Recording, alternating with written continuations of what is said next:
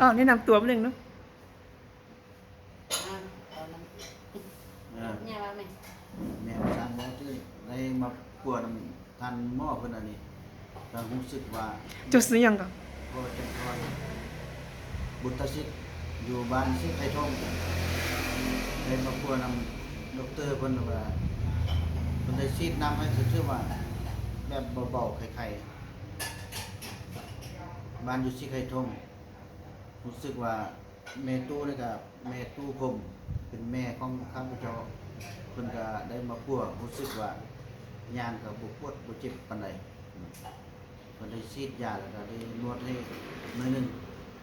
ถือว่าแบบไข้ๆมาเฮ็ดแต่เทื่อเดียวมันเฮ็ดไปประมาณ2-3เทื่ออาจว่าจะเซาเลยเจ้าซื้อหยังก็มันสิเป็นได้ไปซื้อแม่บุญมีฮัก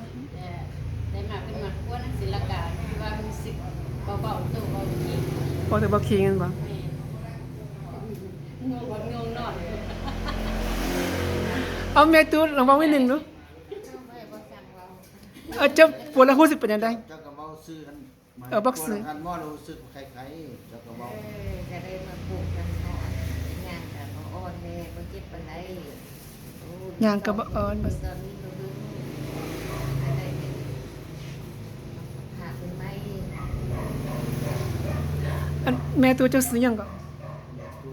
แม่ตู้ผม แม่ตูผม บ่ซื้อเจ้าเอาจะว่าแทนกันได้บ่เป็นหลักก็ต้องการซื้อนะสิ ไม่ซื้อเมตูพมเมตูผมบุตรศิษย์ใช่ซะนามสกุลบุตรศิษย์เจ้าซื้อแล้วก็ชื่อจันทรบุตรศิษย์